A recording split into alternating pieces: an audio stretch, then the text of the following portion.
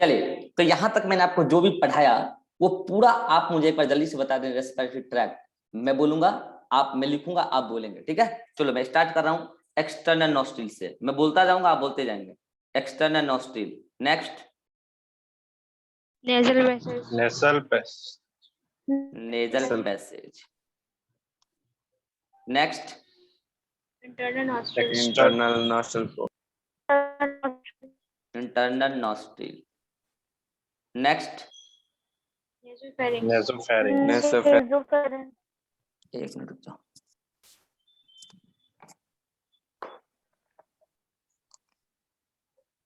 Next nasopharynx, next glottis, glottis, glottis. Epiglottis यहाँ नहीं आएगा क्योंकि वो ढक्कन है। Glottis, next larynx, larynx, next trachea, trachea,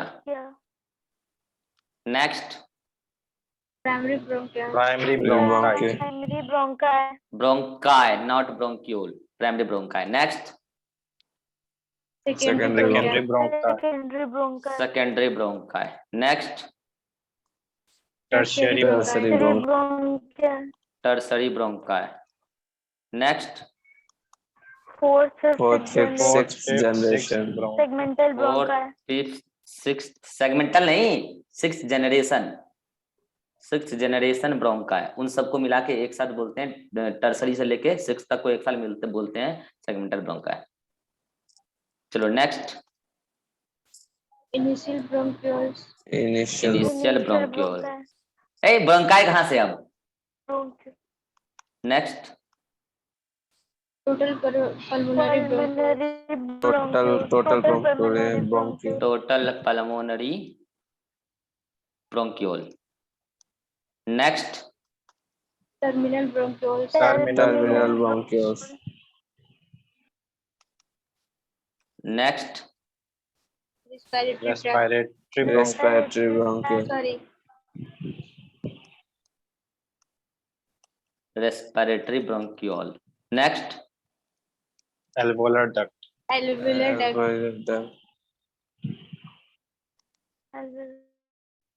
next atria, next alveolar sac, next alveoli, चलो जी ठीक है। तो एक बार एरो दे दें सब में। सबसे बाहर होगा एक्सटर्नल नॉस्ट्रिल, वहां से एयर आएगा नेजल पैसेज में, नेजल पैसेज से एयर आएगा, नेजल पैसेज से एयर आएगा नेजोफेरिंक्स में, नेजोफेरिंक्स से एयर आएगा ग्लॉटिस में, एंटर करेगा, ग्लॉटिस से लैरिंग्स में, यहाँ साउंड प्रोडक्शन भी हो जाएगा उसी एयर की मदद से, यहाँ पे वोकल कॉर्ड है। उसके बाद लैरिंग्स से एयर आएगा ट्रेकिया में, ट्रेकिया से अब सिलिया है यहाँ पे, वो आगे मूव कराता जाएगा, ट्रेकिया से आ जाएगा प्राइमरी ब्रोंकाई, प्राइमरी ब्रोंकाई से सेकेंडरी ब्रोंकाई, से टर्सरी ब्रोंकाई, से fourth, fifth, sixth generation bronchi, से इनिशियल ब्रोंक्यूल, से टोटल पल्मोनरी ब्रोंक्यूल, से टर्मिनल ब्रोंक्यूल, से रेस्पिरेटरी ब्रोंक्यूल, से एल्वोलर डक्ट, से एट्रिया, एट्रिया से एल्वोलर सैक, और एल्वोलर सैक से एल्वोलाई। वहां तक क्लियर है? तो अब मुझे जल्दी से बता दो, मैं एरिया मार्क करूंगा और आपको बताना है कि वो एरिया क्या है। समझ में आ रहा है? मैं एरिया मार्क करूंगा और आपको बताना है कि वो एरिया क्या है। मैं एरिया मार्क कर रहा हूं।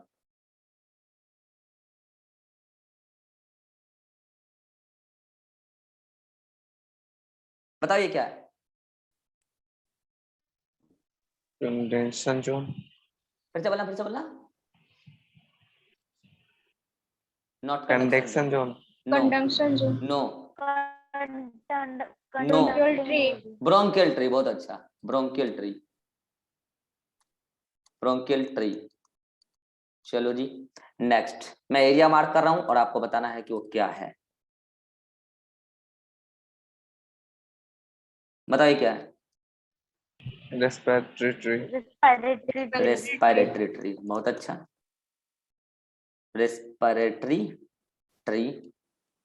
चलो अब मैं एरिया मार्क कर रहा हूं और आपको बताना है क्या है। एक्सटर्नल नॉस्ट्रिल से लेकर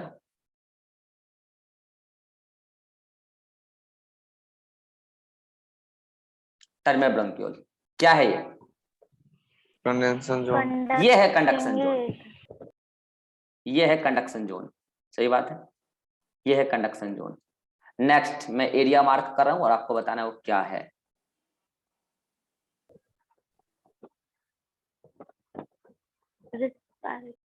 बोलो बोलो। Respiratory zone. रेस्पिरेटरी जोन या इसी को Respiratory बोलते हैं exchange zone. Respiratory zone, exchange zone. Respiratory zone और एक्सचेंज जोन, ठीक है जी। चलो अब टिश्यू का बात कर रहे हैं। टिश्यू टिश्यू टिश्यू टिश्यू, इस साइड लिख रहा हूं मैं टिश्यू, सारे टिश्यू एक ही कलर से लिख, नहीं एक कलर से नहीं लिखूंगा। चलो इसमें सबसे पहले एक्सटर्नल नॉस्ट्रिल, इसके पास क्या है? जस्ट स्किन, और क्या है इसके पास? और तो कुछ नहीं है। चलो नेजल पैसेज में तीन चीजें हैं, तीनों सीक्वेंस में बताना फटाफट। सबसे बाहर स्किन, कहाँ? वेस्टिबुलर रीजन में। उसके बाद जल्दी बोलो, pseudo stratified chelated columnar glandular epithelium, कहाँ? रेस्पिरेटरी जोन में। उसके बाद जल्दी बोलो, न्यूरोसेंसरी एपिथेलियम, याद आया? Neurosensory epithelium. चलो आ जाओ इंटरनल नॉस्ट्रिल, ये क्या है? ये क्या है? अरे कुछ नहीं है, यहाँ पे थोड़ा सा बस स्किन है और क्या, कुछ नहीं है। स्किन नहीं बोलो यहाँ पे, इट इज जस्ट अ पोर, यहाँ पे कोई टिश्यू नहीं है, इट इज जस्ट अ पोर, ठीक है, क्योंकि यहाँ पे स्किन का एक्सटेंशन है, यहाँ नहीं है। चलो आ जाओ, कहाँ? अब आ जाओ नेजोफेरिंक्स और ये ग्लोटिस और वहां से लेके लैरिंक्स तक, ये पूरा रीजन। जल्दी बताओ कौन सा टिश्यू है? Non keratinized stratified squamous epithelium. Squamous epithelium. चलो ट्रेकिया से लेकर फोर्थ फिफ्थ जनरेशन ब्रोंक्यूल, मतलब ब्रोंका है, वहां तक क्या है? जल्दी बोलो। Stratified chelated columnar glandular epithelium. चलो किस कलर से ले लूं? इस कलर से ले लेता हूँ। Initial bronchiole and total pulmonary bronchiole में क्या है? सिंपल। क्या सिंपल? Cuboidal epithelium. कोलुमनार, पहले कोलुमनार। नेक्स्ट टर्मिनल ब्रोंक्यूल में क्या है? Simple cuboidal epithelium. Simple cuboidal epithelium. Simple cuboidal epithelium. Next at last, इसमें क्या है? Squamous epithelium. एल्वेओलार तक simple squamous epithelium. Simple squamous epithelium. तो बोलो टिश्यू भी क्लियर हो गया। चलो मुझे जल्दी से बता दो, सी शेप्ड हालाइन कार्टिलेज कहां से कहां तक है, फटाक से। ट्रेकिया से इनिशियल ब्रोंक्यूल्स तक।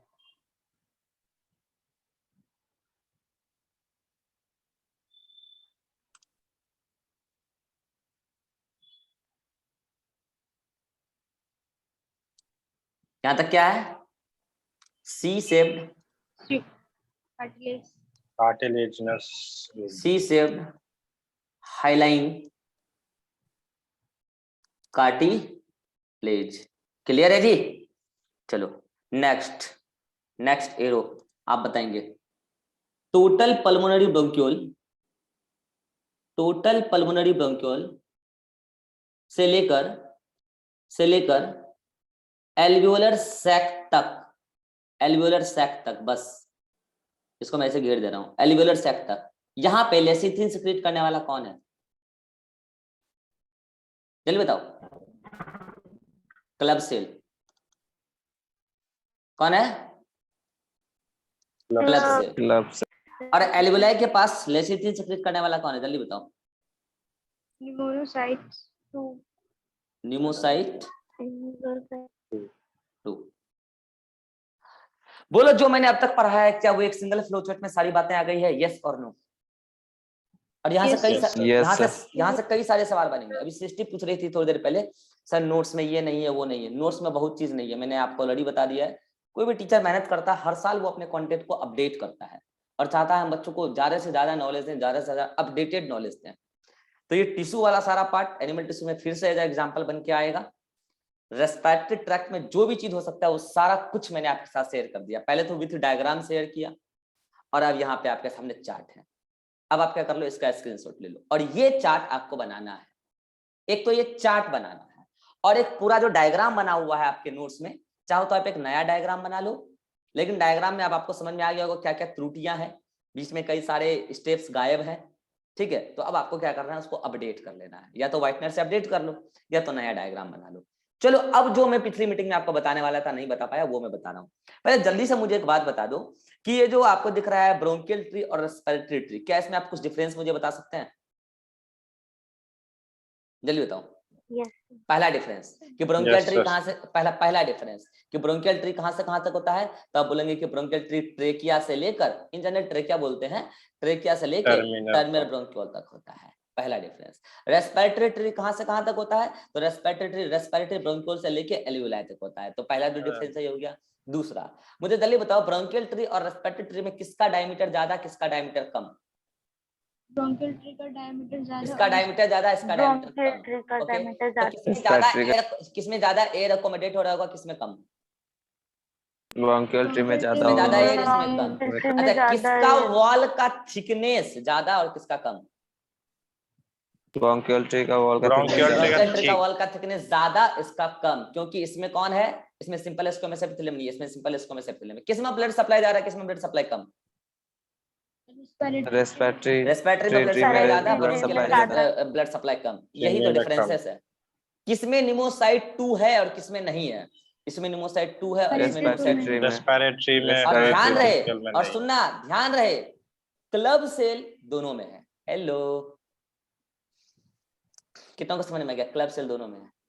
क्लब सेल तो इस टोटल पल्मोनरी ब्रोंकियोल से लेकर एल्वियोलर सैक तक है। तो अगर ऐसा है तो आप गौर करो, ये टोटल पल्मोनरी ब्रोंकियोल और टर्मिनल ब्रोंकियोल ये तो ब्रोंकियल ट्री का हिस्सा है। देन उसके नीचे रेस्पिरेटरी ब्रोंकियोल से के एल्वियोलर सैक, ये रेस्पिरेटरी ट्री का हिस्सा है। और अगर ऐसा है तो दोनों में क्लब सेल है, लेकिन न्यूमोसाइट 2 केवल और केवल रेस्पिरेटरी ट्री का है। अच्छा बताओ, एक ऐसा कौन सा चीज है जो ब्रोंकियल ट्री के पास है मगर रेस्पिरेटरी ट्री के पास नहीं है, वो कौन सा चीज है? बहुत अच्छा, शाबाश, सी शेप्ड हालाइन कार्टिलेज, वो केवल ब्रोंकियल ट्री के पास है, रेस्पिरेटरी ट्री के पास नहीं।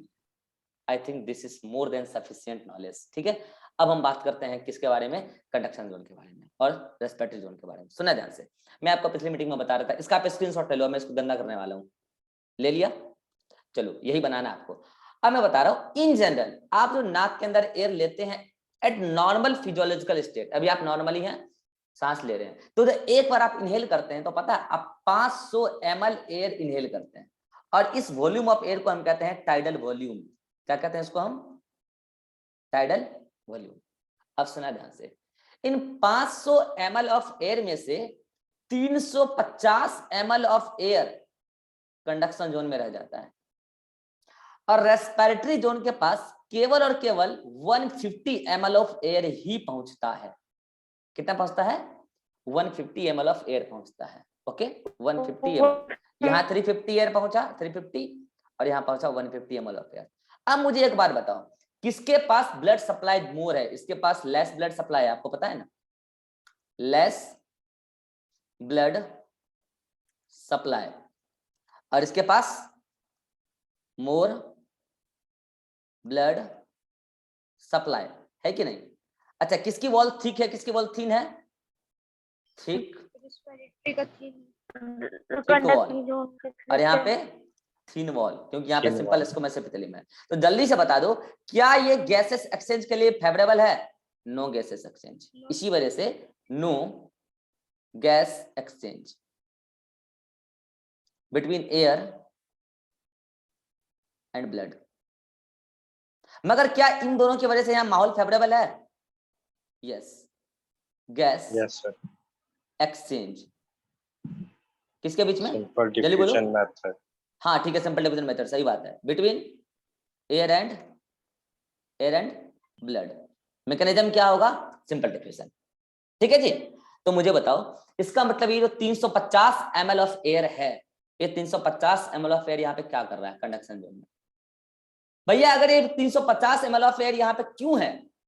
आपका एक्सचेंज तो 150 ml एयर से ही होना है, जितना O2 लेना है 150 ml एयर से ही लिया जाएगा, और जितना CO2 ऐड करना है 150 ml में ही ऐड किया जाएगा। तो ये 350 ml of air conduction zone में क्यों है? पहली बात, इस पर्टिकुलर एयर ऑफ वॉल्यूम को कहते हैं रेजिडुअल एयर। क्या बोलते हैं इसको? क्या बोलते हैं इसको? Residual volume. हाँ, रेजिडुअल वॉल्यूम। मेरा क्वेश्चन है कि ये जो पर्टिकुलर वॉल्यूम ऑफ एयर यहाँ पे है, ये पर्टिकुलर वॉल्यूम ऑफ एयर यहाँ पे क्या कर रहा है, इसका क्या काम है? जल्दी आप में से कोई बताएं, जल्दी। अगर हाँ O2 के अलावा एक एक करके हाँ बोलो सृष्टि।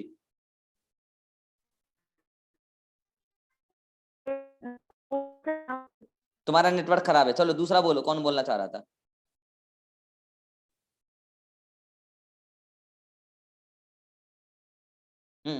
चलिए बोलो।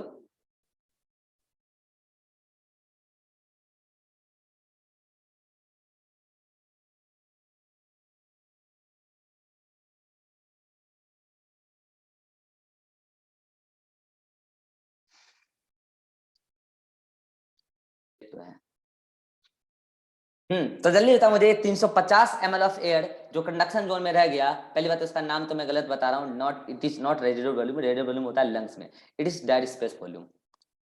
It is dead space volume. इसको क्यों बोला डेड स्पेस वॉल्यूम, उसका कारण बता रहा हूँ। वॉल्यूम मतलब एयर, ठीक है, और क्या? Area occupied by air. Dead space क्यों बोला? ये वो एरिया है जहां से किसी भी प्रकार का रेस्पिरेटरी एक्टिविटी नहीं चल रहा है, इसलिए इसको बोला dead space volume. Dead space volume 350 ml of air conduction zone में, इसका क्या सिग्निफिकेंस है? कोई बता सकता है क्या सिग्निफिकेंस है इसका? इतना एयर फालतू में ले रहे हैं, फिर फालतू में ले रहे हैं कि कोई सिग्निफिकेंस है इसका? सुने ध्यान से, सिग्निफिकेंस है, कोई भी चीज फालतू में नहीं ले रहे हैं। अगर ये 350 ml ऑफ एयर ले रहे हैं ना, तो पता है देखो, अभी जो आप 350 ml ऑफ एयर यहाँ पर, ध्यान से सुनना जो मैं कह रहा हूँ। मान लो इस बार आपने जो इनहेल किया, तो 350 ml ऑफ एयर यहाँ से यहाँ तक बढ़ा हुआ है। सपोज नोट करो कि 350 ml यहाँ से यहाँ भरा हुआ है, और अभी आगे कितना गया? 150 ml। वो एक्सचेंज हो रहा होगा, पिछला साइकिल में जो आया होगा, मान लो कि उसको वो है 150 ml, ठीक है। चलो ये एक्सचेंज हो गया, तो ये एक्सचेंज हो गया, तो यहाँ से O2 जो लेना था ले लिया गया, और जो CO2 छोड़ना था छोड़ दिया गया। तो फिर जब क्लोजर से एक्सपायर करेंगे तो CO2 रिच एयर इधर आएगा। लेकिन एक बात सुनना, तब तक जब तक ये 150 ml ऑफ एयर अपना एक्सचेंज करा रहा होगा, क्या तब तक इस 350 ml ऑफ एयर जो है उसमें से पैथोजन को ट्रैप करना, उसका थर्मो रेगुलेशन का काम करना, क्या कंडक्टिंग जोन ने कर दिया होगा? यस और नो? क्या कर दिया होगा? Yes. अब जो अगला 500 ml लीजिएगा, तो उस अगला 500 ml में से इसी में से 150 आगे धक्का मार के पहुंचाया जाएगा। हेलो, इसमें से 150 ml आगे धक्का मार के पहुंचाया जाएगा, जिसको अब तक मॉइस्चराइज कर दिया गया, मतलब जिसको अब तक टेम्परेचर रेगुलेशन कर दिया गया और डस्ट वगैरह रिमूव कर लिया गया है, और पूरा बाकी एयर पीछे के एरिया में अकोमोडेट हो जाएगा। फिर से मामला वही हो जाएगा कि इसमें 350 ml ऑफ एयर फंसेगा, क्योंकि इसका कुछ एयर आगे चल गया है, इसमें 350 हो जाएगा और 150 आगे चला गया है, 500 का डिस्ट्रीब्यूशन होगा। This is the significance of dead space air volume. ऐसा ना समझना कि वो 350 ml फोकट में है, वो एयर वहां जानबूझ के फंसाया गया है, फंसा नहीं है, वो फंसाया गया है वहां पे उसके क्लियरेंस के लिए, पैथोजन वहां पे ना फंसे इसके लिए। ऐसा समझ में? तो ये है आपका डेड स्पेस वॉल्यूम और कंडक्शन जोन और रेस्पिरेटरी जोन। अब आप ले लो स्क्रीनशॉट, अगर आप चाहो तो स्क्रीनशॉट ले लो, और ये बातें भी आप ऐड कर लेना उसमें, पूरा का पूरा कंप्लीट इंफॉर्मेशन। आई थिंक आज यहां तक रहने देते हैं, यहां तक की सारी बात को आप पहले तो ये चार्ट बना लेना और एक डायग्राम बना लेना। यहां तक आपको मैं नोट्स में दिखा देता हूं कहां तक आपको पढ़ना है, इसके बाद मैं कल कंटिन्यू करूंगा। हो सकता है अगर रात में मैं दोबारा क्लास लूं रेस्पिरेटरी सिस्टम का, तो कर दूंगा स्टार्ट, ठीक है। तो आपने क्या करना है, यहां तक पढ़ लेना है, मैं यहां तक पढ़ा चुका हूं। एक एक डायग्राम में बहुत चीजें कमी है, यहां तक देख लेना। डायग्राम में बहुत चीजों की कमी है, वो भी आप देख लेना, एंड देन इसके बाद हम कंटिन्यू करेंगे, ये सब पार्ट हम कंटिन्यू करेंगे नेक्स्ट क्लास में, ठीक है। चलिए यहां तक, अभी एनसीईआरटी मत पढ़ो, अभी मत पढ़ो एनसीईआरटी एक साथ पढ़ने बोलेंगे। अभी तक में कोई दिक्कत है तो बोलो जल्दी से। अभिषेक, होगा? No, sir. सृष्टि, No, sir. विवेक, नो सर। चलिए मिलते हैं इवनिंग में।